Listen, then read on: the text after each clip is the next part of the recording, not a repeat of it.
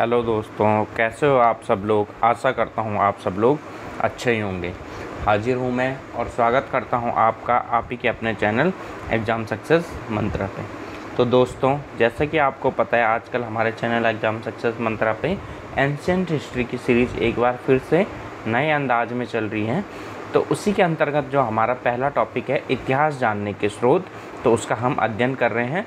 और इतिहास जानने के स्रोत के अंतर्गत हम अशोक के जितने भी शिलालेख हैं, है ना, स्तंभ लेख, शिलालेख, भाषा या गुहा लेख, अशोक से संबंधित जितने भी चीज़ें थी उन सब चीज़ों का हम अध्ययन कर चुके हैं।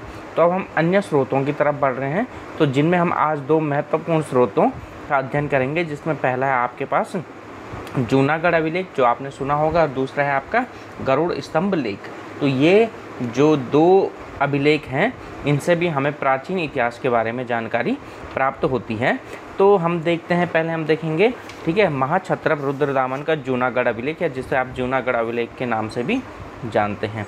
तो आपसे सबसे पहले तो यही पूछा जा सकता है कि जूनागढ़ अभिलेख कहाँ स्थित है। तो ये कहाँ है? गुजरात में स्थित है। ठीक है, जो जूनागढ़ अभिलेख है ये कहाँ स्थित है? आपके गुजरात राज्य में स्थित है। और कहाँ स्थित है? गुजरात में स्थित है। ठीक है, जो ये आपका जूनागढ़ अभिलेख है कहाँ स्थित है? गुजरात में स्थित है। तो पहला क्वेश्चन तो आपसे यही बनता है कि जो आपने जूनागढ़ नामक अभिलेख सुना है ये कौन से राज्य में स्थित है? तो ये कौन से राज्य में स्थित है? आपके गुजरात राज्य में स्थित है। दूसरा यहाँ से जो क्वेश्चन बनता है कि ये जो जूनागढ़ अभिलेख है इसका निर्माण किसके द्वारा किया गया है? किसका दामन किया गया है? शक क्षत्रप रुद्रदामन के द्वारा किया गया है। किसके द्वारा किया है? रुद्रदामन के द्वारा किया गया है। ठीक है, जो कि क्या था? शक राजा था एक।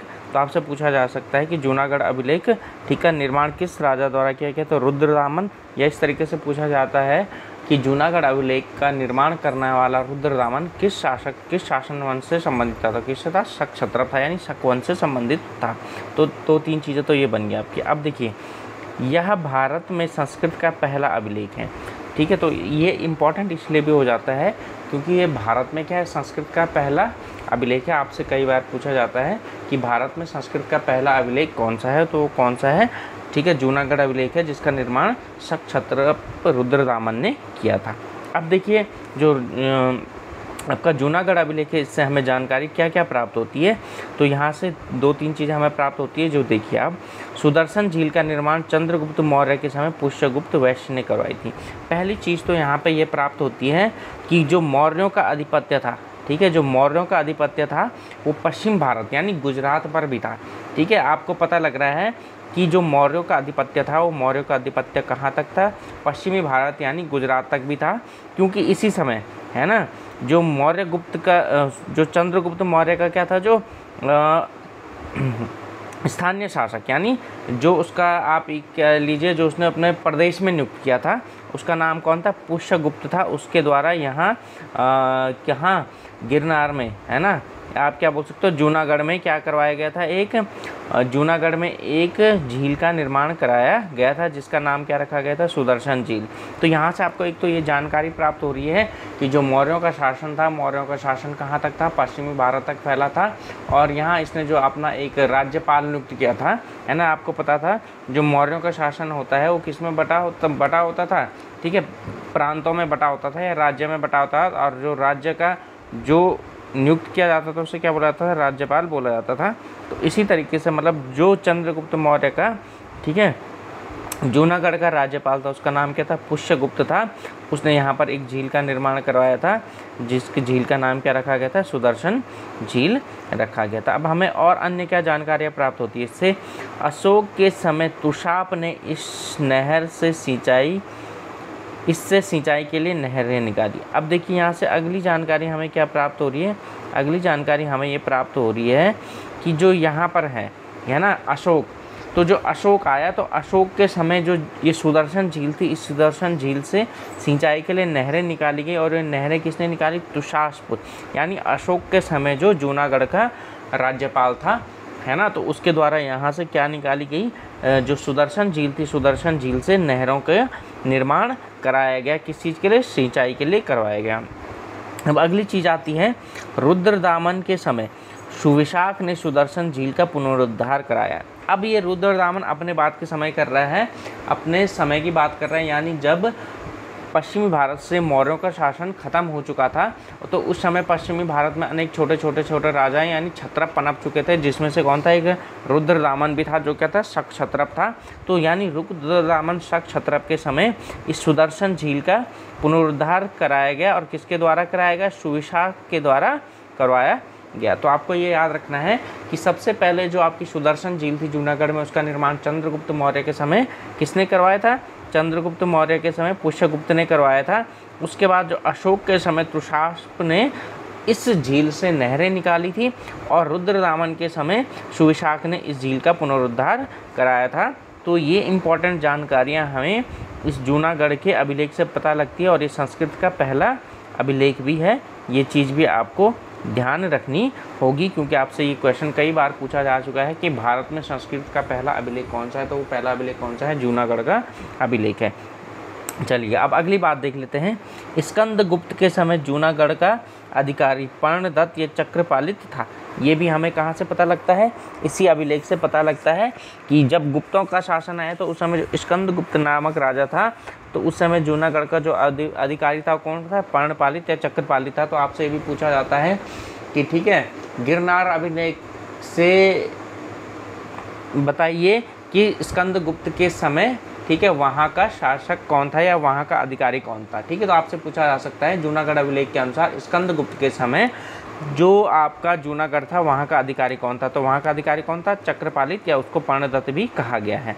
चलिए अब यहाँ से अंतिम बात कर लेते हैं। जैसे मैंने बताया जूनागढ़ अभिलेख को गिरनार अभिलेख भी कहा जाता है, क्योंकि गिरनार है ना, जूनागढ़ गिरनार गुजरात की जो गिरनार है तो वहाँ पर स्थित है, इसलिए उसको क्या बोला जाता है, कई बार गिरनार अभिलेख भी बोला जाता है।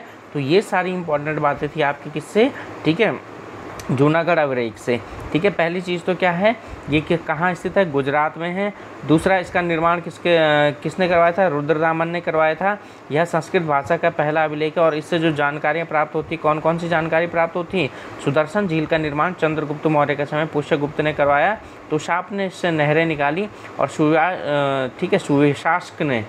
सुविशाख ने रुद्रदामन के समय इसका पुनरुद्धार करवाया, और स्कंदगुप्त के समय यहाँ का अधिकारी कौन था, चक्रपालित था। तो ये सारी इंपॉर्टेंट बातें हमें जूनागढ़ अभिलेख से ही प्राप्त होती हैं, जिसको गिरनार अभिलेख भी कहा जाता है। चलिए अब हम अगर अगले अभिलेख की तरफ चलते हैं, तो वो कौन सा हमारे पास, गरुड़ स्तंभ लेख है। ठीक है, भागवत धर्म का प्रथम अभिलेख है साक्ष्य। तो आपसे कई बार पूछा गया कि भारत में भागवत धर्म आप समझ रहे होंगे, मतलब जो श्री कृष्ण से संबंधित है ना, तो उससे तो जो भागवत धर्म से संबंधित प्रथम अभिलेख साक्ष्य है वो कौन सा है, गरुड़ स्तंभ है, या जिसको हम क्या कहते हैं, भागवत धर्म का गरुड़ स्तंभ भी कहते हैं। तो अब बात आती है, ये तो क्या है, प्रथम साक्ष्य है भागवत धर्म का, स्थित कहाँ है ये, ठीक है, ये बेशनगर विदिशा में स्थित है, यानी ये एमपी में स्थित है। तो आपसे कई बार पूछा जाता है जो गरुड़ स्तंभ लेख है वो किस राज्य में स्थित है, तो कहाँ है वो, एमपी में स्थित है, और एमपी में भी कहाँ, बेशनगर या विदिशा में स्थित है। अब हम इसकी बात करें, ठीक है, यह मध्य प्रदेश में स्थित है। इसकी खोज 1877 में किसने की, कनिंघम ने की। तो अगला इंपॉर्टेंट क्वेश्चन आपका बनता है यहाँ से कि जो आपका बेशनगर का गरुड़ स्तंभ लेख है, इसकी खोज किसके द्वारा की गई थी, कनिंघम के द्वारा की गई थी। तो ये भी आपको ध्यान रखना है। अब देखते हैं इसमें वर्णन क्या क्या दिया गया है, यानी जो विदिशा का बेशनगर या जो गरुड़ स्तंभ लेख है, इसमें इससे हमें किन किन बातों की जानकारी प्राप्त होती है। ठीक है, तो पहली चीज़ तो ये होती है कि सीरिया नरेश एंटियोकस का राजदूत हिलियोडोरस विदिशा के शासक भागभद्र के दरबार में आया और भक्ति में खो जाता है। ठीक है, तो पहली बात तो यहाँ से क्या पता लगती है कि जो सीरिया नरेश था एंटियोकस, उसका राजदूत हिलियोडोरस था।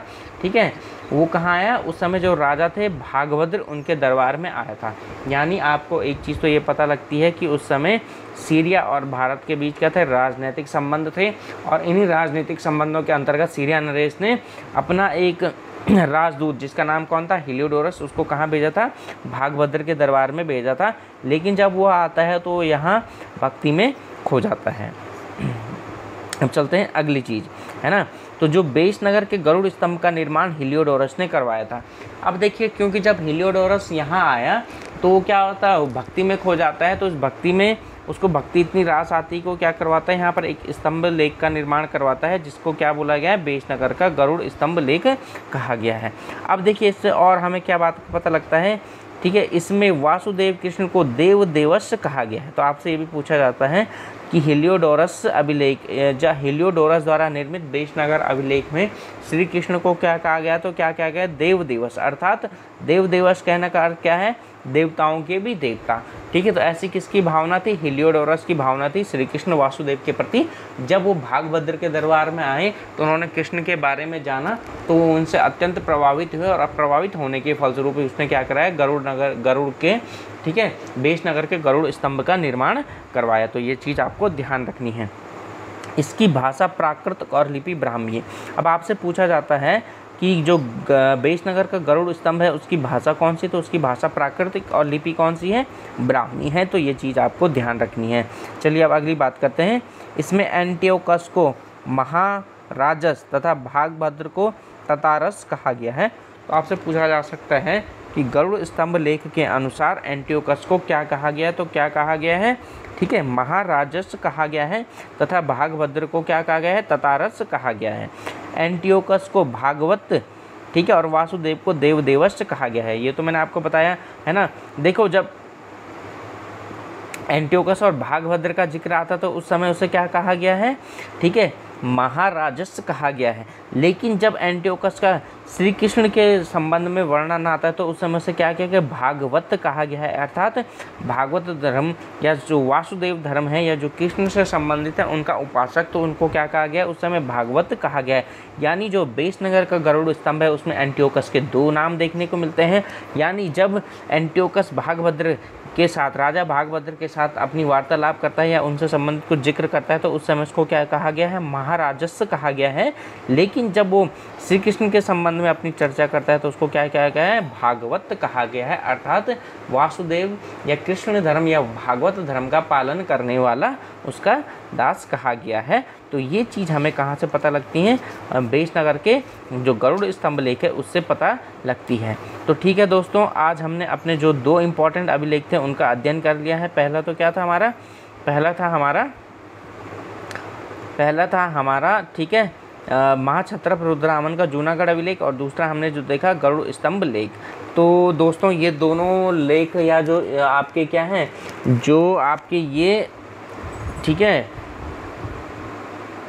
लेख हैं, ये लेख भी काफ़ी इम्पॉर्टेंट है और ये कई बार पेपर में इनसे संबंधित क्वेश्चन पूछे जाते हैं। तो ये दोनों चीज़ें हमने देख ली हैं। अब हम कल देखेंगे इसके बाद जो अन्य अभिलेख आते हैं हमारे पास, यानी जो हमारे पास अन्य अभिलेख आते हैं तो मैंने आपको बताए थे, जैसे हमारे पास नाना घाट का अभिलेख आता है और अयोध्या का अभिलेख आता है, ऐहोल अभिलेख आता है, ऐरण अभिलेख आता है, जिनसे संबंधित बहुत सारे क्वेश्चन हमसे पूछे जाते हैं। तो कल हम देखेंगे नाना घाट का अभिलेख और अयोध्या का अभिलेख, उसके बाद ऐहोल अभिलेख और ऐरण अभिलेख देखेंगे हम अगले वीडियो में। तो ठीक है दोस्तों, आशा करता हूँ जो मेरे द्वारा पढ़ाया जा रहा है आपकी समझ में आ रहा होगा। अगर आपके मन में कोई भी डाउट होता है तो आप उस डाउट को पूछ सकते हैं। अगले वीडियो में आपके उन डाउट को दूर करने की पूरी कोशिश की जाएगी। और इसी तरीके से स्वस्थ रहिए, मस्त रहिए, पढ़ते रहिए और हमारे चैनल एग्जाम सक्सेस मंत्रा से जुड़े रहिए।